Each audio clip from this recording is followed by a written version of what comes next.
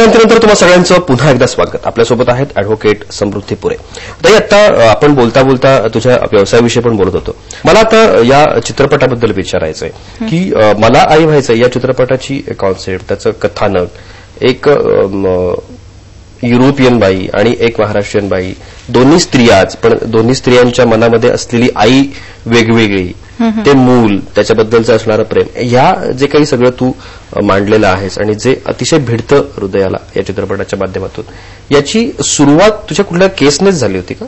की काय होतं त्याच्यात? हो, ही सत्य केसच होती. म्हणजे माझ्याकडे आली त्यावेळेला एक गोरं निळ्या डोळ्याचं असं बाळ आणि ते अगदी गावठी फाटलेलं बनियन आणि असं घालून एका काळ्याकडे आईला अगदी चिटकून होतं.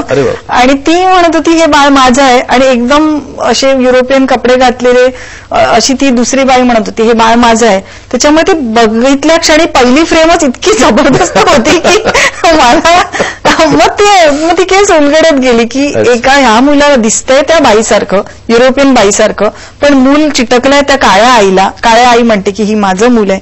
आणि तिथपासनं ती जी काही कहाणीची सुरुवात होती ती जसा जसा चित्रपटाचा जो शेवट आहे तोच त्या केसचा पण शेवट आहे. तर ही पण एक खूप अफलातून केस होती माझ्याकडे आलेली आणि ती सोडवली. तसा तो पिक्चर पण आहे. कोण कोठला रे तू, तुझी कोण मी, गत जन्मीचे नाते नक्की काय आहे ना ठाव मला, ना ठाव तुला. ताराचं नाव काय ठेवलं माहित आहे? ए आई, बाबा बोलून राहिलो, सांग त्याले इरी तुडी टाकली म्हणा. महत्वाची गोष्ट कहाणी, आणि ती कशा पद्धतीने मांडता तुम्ही.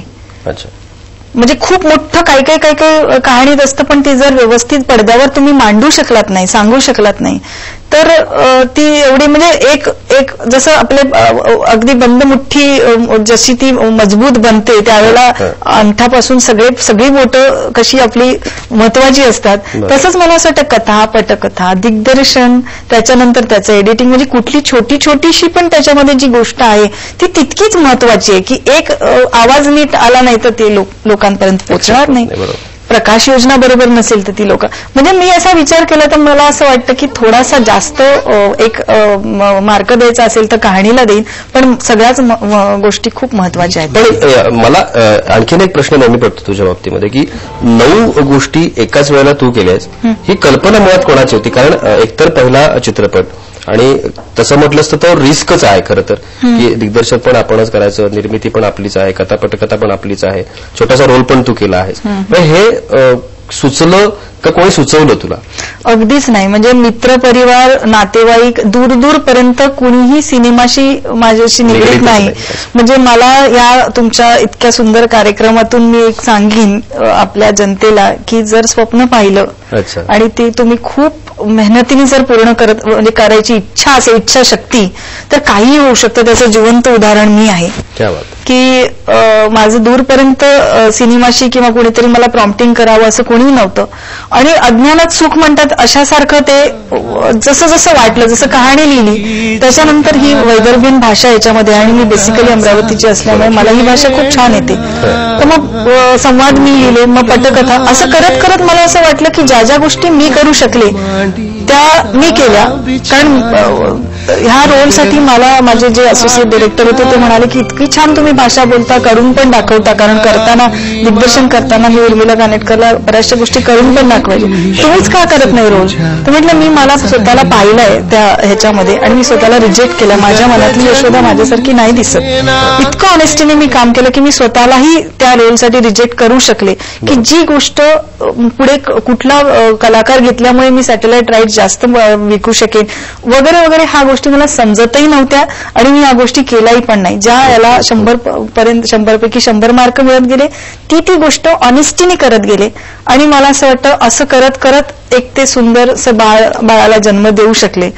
आणि चित्रपटाची लाईन पण तुम्हाला माहितीये की एक बाळ आईला जन्म देत असतं. नाही हा खोटं बोलून राहिलं, आई मी चोरी नाही केली. काका आईसाठी बांगड्या द्या मस्त लाल लाल. आई कुठे गेली तू? मला तू पाहिजे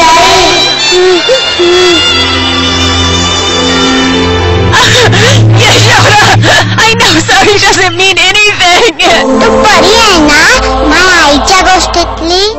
मराठी चित्रपटांच्या बाबतीमध्ये विचार करत असताना जर आपण या सगळ्याचा विचार केला तर तुला कुठल्या चित्रपटांची कॉम्पिटिशन वाटते किंवा मराठी चित्रपटात मुळात आज जे काही चित्रपट येत आहेत किंवा जे काही चाललं आहे काम त्याच्यामध्ये आपापसात कॉम्पिटिशन निर्माण होते का, काय वाटतं? आपापसात कॉम्पिटिशन पेक्षा मला एक गर्व आहे माझ्या मराठी ऑडियन्स साठी आणि मराठी निर्माते दिग्दर्शकांसाठी की अगदी वेगळ्या वेगळ्या विषयाला घेऊन ते चित्रपट बनवतात. आणि मला असं वाटतं खरंच कोणी हा विचार करत नाही की याच्यावर मी किती पैसे कमवेन, मी समाजाला काहीतरी चांगलं देऊ शकतो का नाही. ह्याचं अगदी छान उदाहरण मी सांगेन की यावर्षी जो नॅशनल अवॉर्डसाठी मी दिल्लीला गेले त्यावेळेला 11 चित्रपट फक्त मराठी होते 20 पैकी.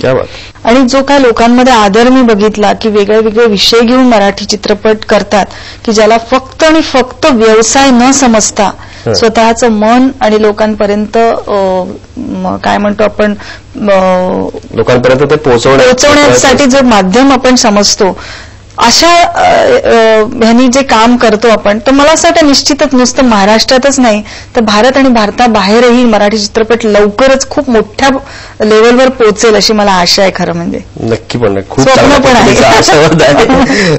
आपल्याला पुन्हा एकदा एका छोट्याशा विश्रांतीसाठी थांबायचं आहे. खरं तर हा आशावाद खूप बरंच काही सांगून जातो. मराठी चित्रपटाच्या आपण नेहमी ओरडत असतो की मराठी चित्रपटाला रसिक प्रेक्षक येत नाहीत किंवा खूप चांगल्या कमी प्रतिसाद मिळतो तुलनेनं हिंदी किंवा इतर जे काही भाषिक चित्रपट आहेत त्यांच्या.